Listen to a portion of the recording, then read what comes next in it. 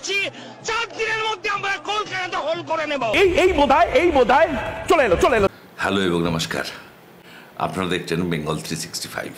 School লাইফে একটা definition পড়েছিলাম গণতান্ত্রিক দেশের সংজ্ঞা, যে government of the people, by the people and for the people. আমাদের নিকট প্রতিবেশী বাংলাদেশ সম্পর্কে বা বাংলাদেশে এখন যা চলছে সে সম্পর্কে বলতে গেলে বলতে হয় যে government of the idiots, by the idiots, for the idiots. বাংলাদেশে যেটা কোটা বিরোধী আন্দোলন, সেটা কিন্তু প্রি প্ল্যান্ড, এটা স্বতঃস্ফূর্ত আন্দোলন নয়। এটা স্পন্সর করেছিল American deep state, George Soros এবং ক্লিন্টন ফাউন্ডেশন। এবং ক্লিন্টন ফাউন্ডেশনের প্রোডাক্ট হচ্ছে ডক্টর ইউনুস। তখন জো বাইডেন রাষ্ট্রপতি ছিলেন।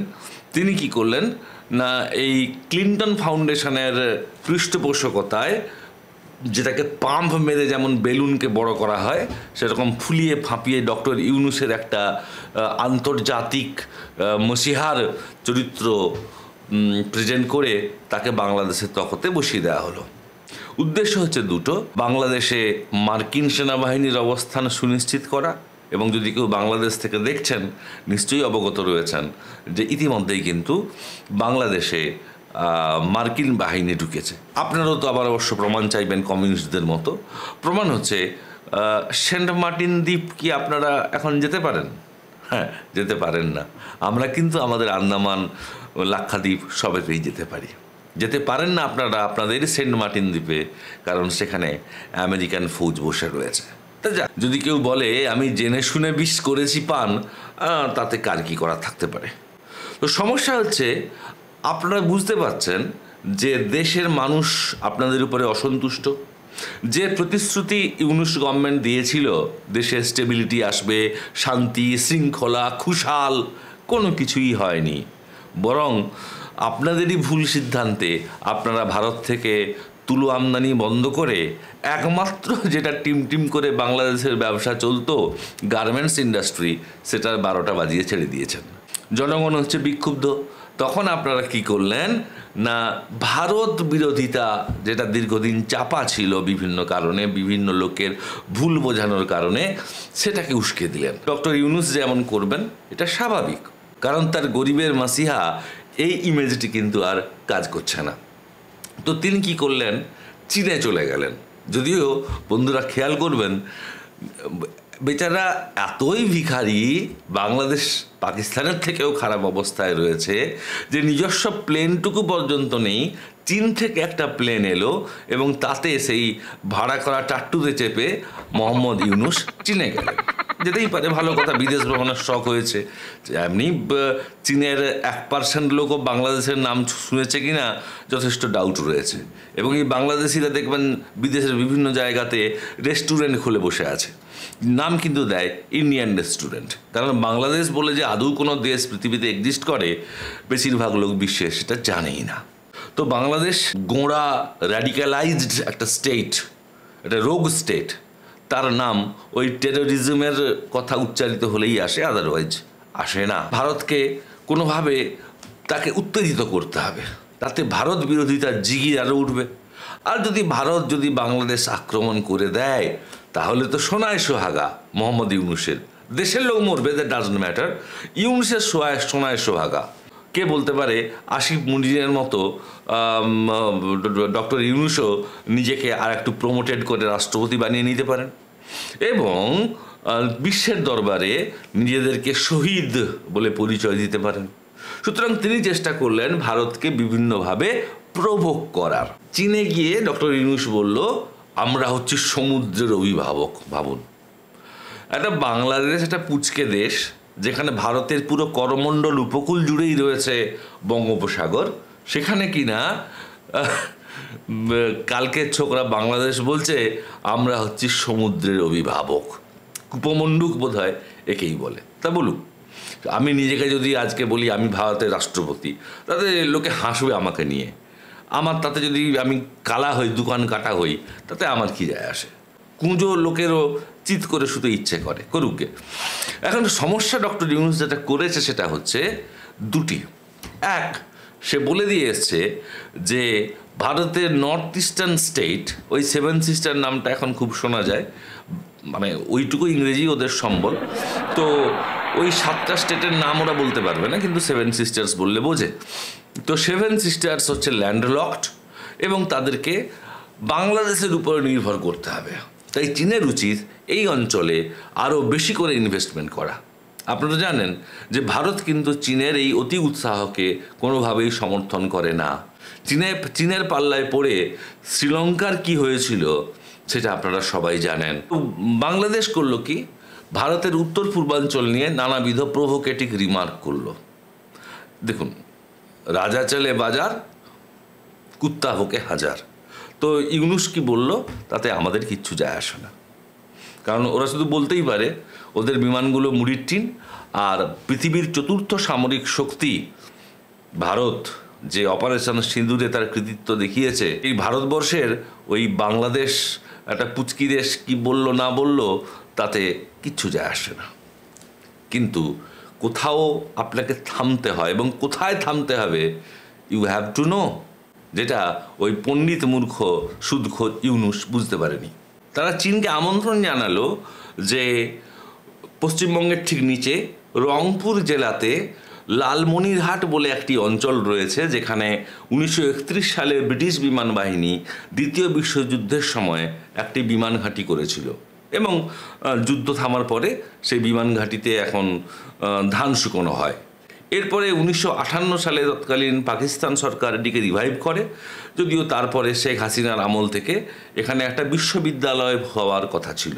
কিন্তু বাংলাদেশ সরকারের আমন্ত্রণে চীন এই লালমনিরহাট যে পরিত্যক্ত বিমান ঘাঁটি রয়েছে সেখানে একটি নতুন সামরিক ঘাঁটি তৈরি করতে তৎপর হয়েছে, এবং চীন এখানে দায়িত্ব দিয়েছে পাকিস্তানকে। এখন আপনি বলতেই পারেন যে এ তো একটা বিনিয়োগ হচ্ছে, বাংলাদেশের উন্নতি ঘটবে। না, অতটা সোজা নয়।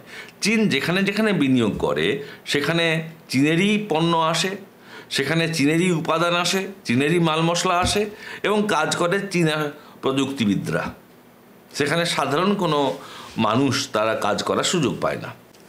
তো তাতে ভারতের সমস্যা হচ্ছে পশ্চিমবঙ্গের জলপাইগুড়ি এবং কোচবিহার জেলার দীর্ঘ সীমান্ত রয়েছে বাংলাদেশের লালমনিরহাট ওই অঞ্চলের, এবং ওই বিমান ঘাঁটি থেকে মাত্র 14-15 কিলোমিটার দূরেই রয়েছে শিলিগুড়ি করিডোর, যার পোশাকি নাম চিকেন স্নেক। ভারতের মূল ভূখণ্ডের সাথে ভারতের উত্তর পূর্বের যে 8খানি রাজ্য রয়েছে তার একমাত্র স্থল সংযোগ, 2টি ব্রডগেজ রেল লাইন, সবই কিন্তু এই করিডোর দিয়ে, কোনো কোনো অংশে যার প্রস্থ 20 থেকে 22 কিলোমিটার। এবারে ভাবুন, এই চিকেন স্নেক বা শিলিগুড়ি করিডোরের এক পাশে রয়েছে নেপাল, এক পাশে বাংলাদেশ, উত্তর পূর্বে কিছুটা গেলে ভুটান, আর ঠিক 100 কিলোমিটার দূরে চীন সীমান্ত। অর্থাৎ অর্থনৈতিকভাবে, সামরিকভাবে এই শিলিগুড়ি করিডোর ভারতের কাছে প্রচণ্ড সেনজিটিভ একটা ইস্যু। এখন মোহাম্মদ ইউনুস সেই সাপের লেজে পা দিয়েছেন। বন্ধুরা, আপনাদের মনে থাকতে পারে যে 2017 সালে ভুটানের ডোকলামে এইভাবে একটা সংঘাত হয়েছিল, যেখানে ভারতীয় আর্মি এবং চীনা আর্মি এই চিকেন স্নেকের অদূরে তারা মুখোমুখি পজিশনে দাঁড়িয়েছিল, এবং সেখানে ভারত কিন্তু ভুটানকে প্রেসারাইজ করেছিল যে চীনকে কোনোভাবে ডোকালামে এন্ট্রি না দিতে, কারণ ডোকালাম হচ্ছে এমন একটা পয়েন্ট যেখানে চীনা বাহিনী যদি ঢুকে যায় তারা সরাসরি চিকেন স্নেকে নজরদারি করতে পারবে, বা কোনো আপৎকালীন পরিস্থিতিতে চিকেন স্নেক কেটে দিতে পারে। তাই সেখানে ভারত সরকারের ত্রিশক্তি মিশন, বায়ুসেনা ঘাঁটি সব কিছু রয়েছে, যারা নিরন্তর ওই চিকেন স্নেক করিডোরকে পাহারা দেয়। ভারত এতটাই স্পর্শকাতর এই চিকেন স্নেক নিয়ে, এর আগে যা যা ছ্যাবলামি করেছে ইউনুস সরকার ভারত মেনে নিয়েছে, কিন্তু চিকেন স্নেক এমন একটা ইস্যু যেটা নিয়ে কোনো ধরনের কোনো রকম টু শব্দ ভারত বরদাস্ত করবে না। যখন এই চিকেন স্নেক নিয়ে টানাটানি শুরু হলো, প্রথম ওয়ার্নিং দেওয়া হলো কি না, ঝাড়খণ্ডের আদানি গ্রুপ যে কারেন্ট তৈরি করে তার একটা বড় অংশ যায় বাংলাদেশে, তার টাকা বাংলাদেশ সরকার দীর্ঘদিন মেটায়নি। সেই বিদ্যুতের পরিমাণ অনেকটাই কমিয়ে দেওয়া হলো এবং যে কোনো দিন আদানি ইন্ডাস্ট্রি ঝাড়খণ্ডের এই বিদ্যুৎ সংস্থার বিদ্যুৎ বাংলাদেশে আর সরবরাহ করবে না, বাংলাদেশে অন্ধকার নামবে। দ্বিতীয়ত, স্থলবন্দরে বাংলাদেশের প্রায় 95% এক্সপোর্ট হয় ভারতে।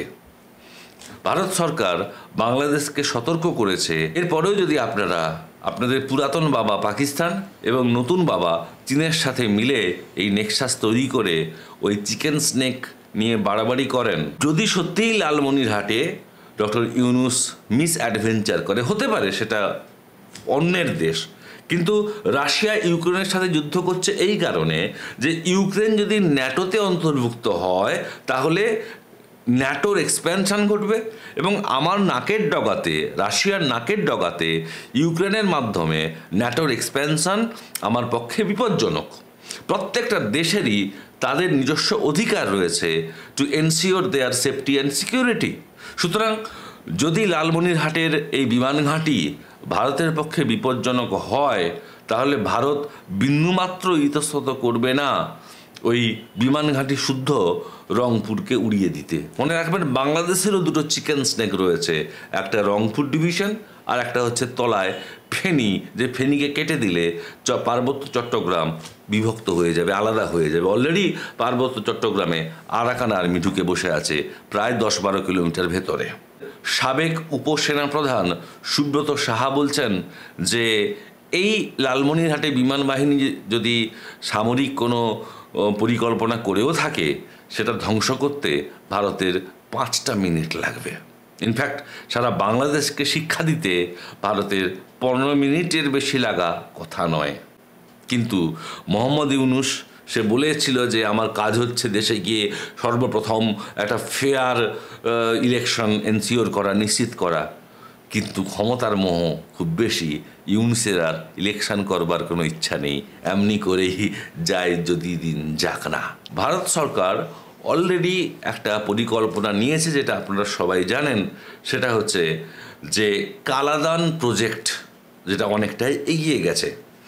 কালাদান প্রজেক্ট হচ্ছে জলপথে কলকাতা বিমানবন্দরের সাথে ভারতের উত্তর পূর্বাঞ্চলকে যুক্ত করা। এখন স্বাভাবিকভাবেই প্রশ্ন আসতে পারে যে উত্তর পূর্বাঞ্চল তো ল্যান্ডলকড, তাহলে কলকাতা বন্দরের সাথে ওই ল্যান্ডলকড 8টা রাজ্য উত্তর পূর্বাঞ্চলে তাদের কানেকশান কিভাবে সম্ভব? না, এখানে বলা হচ্ছে যে কলকাতা বন্দরের থেকে বঙ্গোপসাগর হয়ে মিয়ানমারের রাখাইন রাজ্যের সিটুয়ে বন্দরের সাথে সংযোগ হবে, সেখান থেকে অভ্যন্তরীণ নৌপথে সিটুয়েকে পালেতোয়ার সাথে সংযুক্ত করা হবে এবং পালেতোয়া থেকে একটা রাস্তা সোজাসুজি মিজোরামের জরিনপুই পর্যন্ত প্রসারিত হবে এবং এই প্রকল্পের কাজ কিন্তু অনেকটাই এগিয়েছে। সিটুয়াতে বন্দর নির্মাণ হয়ে গেছে, পালাতোয়াতে নৌ টার্মিনাল তৈরি হয়ে গেছে, কালাদান নদীতে 158 কিলোমিটার ড্রেজিং করা হয়ে গেছে, যদিও পালাতোয়া এবং মিজোরামের জরিনপুর হাইওয়েটি এখনও কাজ চলছে। আসলে মাঝখানে কি হয়েছিল না, এই সড়কটি যেহেতু আরাকান আর্মি নিয়ন্ত্রিত এক দুর্গম জনমানবহীন জঙ্গলের মধ্য দিয়ে যায়, তাই কিছু নিরাপত্তা সংক্রান্ত প্রবলেম ছিল। যখন আরাকান আর্মি সরকারের বিরুদ্ধে, সামরিক জুন্তা সরকারের বিরুদ্ধে যুদ্ধ ঘোষণা করেছিল, সেই সময় তারা প্রায় 5 জন ভারতীয় নাগরিককে অপহরণ করে এই আরাকান আর্মি। পরবর্তীকালে ভারত সরকার বুঝতে পারে যে এই জান্তা সরকার, এদের ক্ষমতা ক্ষয়িষ্ণু, তাদের সময়ও বোধহয় লিমিটেড, তাই ভারত সরকার আরাকান আর্মির সাথে আলোচনা করে। আরাকান আর্মি এখানে পরিষ্কার বলে দেয় যে আমরা ভারতের বিরোধী নই। তারা স্থানীয় জনগণের জন্যে এই প্রজেক্টে কাজ চায় এবং তারা আশ্বস্ত করেছে যে দক্ষিণ চীন রাজ্য, চীন এখানে দেশ না, রাজ্য, এটি মিয়ানমারের প্রায় অবহেলিত একটা অংশ। তারা চায় এই হাইওয়ে প্রকল্প অর্থাৎ কালাদান রিভার প্রজেক্ট যদি বাস্তবায়িত হয়, তাতে যেন সাধারণ মানুষ তারাও ব্যবসা বাণিজ্য করার অধিকার পায়। তাতে রাখাইন স্টেট, মায়ানমারের দক্ষিণ চীন রাজ্য, এগুলো উপকৃত হবে, যেমনভাবে উপকৃত হবে ভারতের উত্তর পূর্বাঞ্চলের 8টি রাজ্য। সুতরাং সমস্যা মিটে গেছে এবং বাংলাদেশকে এড়িয়ে, বাংলাদেশকে থেকে কোনো সরাসরি ট্রানজিট সুবিধা না নিয়ে, এমনকি তথাকথিত শিলিগুড়ি করিডোর যদি কোনো কারণে বন্ধ হয় কিছুদিনের জন্য, যদিও আমার ধারণা কোনো দিনই সেটা বন্ধ হবে না, তো যদি বন্ধও হয়, ভারত কিন্তু একটা অল্টারনেটিভ ওয়ে খুঁজে নিয়েছে। এখন হচ্ছে বাংলাদেশকে বুঝিয়ে দেওয়া হচ্ছে সরাসরি যে নিজের অওকাতে থাকো। এখন তো সবে স্থলপথে বাণিজ্য বন্ধ করা হয়েছে, এরপরে কিছুদিন পরেই ফারাক্কা চুক্তির মেয়াদ শেষ হবে এবং অনেকেই নিশ্চিত নন যে ভারত সরকার এই জলচুক্তির পরে ঠিক কী করবে, নাকি সিন্ধু নদী দিয়ে পাকিস্তানকে যেমন পাকিস্তান প্রহার করা হচ্ছে। কিছুদিন আগে উত্তরবঙ্গে একটি সামরিক মহড়া হয়, যার নামটাও খুব ইন্টারেস্টিং, অপারেশন তিস্তা প্রহার। অর্থাৎ ভারতের যে তিস্তা এবং গঙ্গা নদী রয়েছে তার জল কতটুকু দেবে বা আদৌ দেবে কিনা সেটা ভারত এখন ঠিক করবে, যেহেতু ফারাক্কা চুক্তির মেয়াদ শেষ হয়ে গেছে।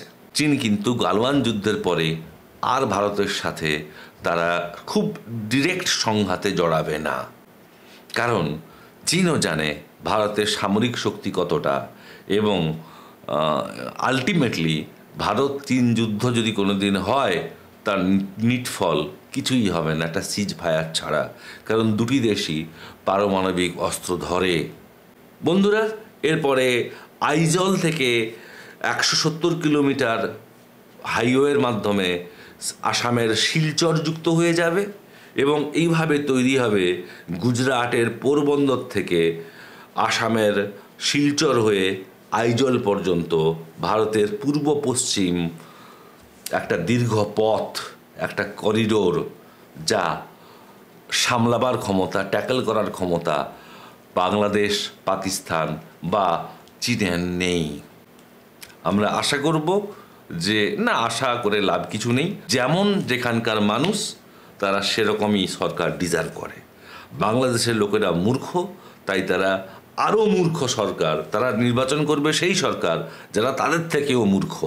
তাই এই মূর্খ সরকার তাদের ওপরে যেদিন প্রহার হবে সেদিন তারা বুঝতে পারবে, কারণ লাতোকে ভূত বাতো সে নেহি মানতি। ভালো থাকবেন, নমস্কার। চলে এলো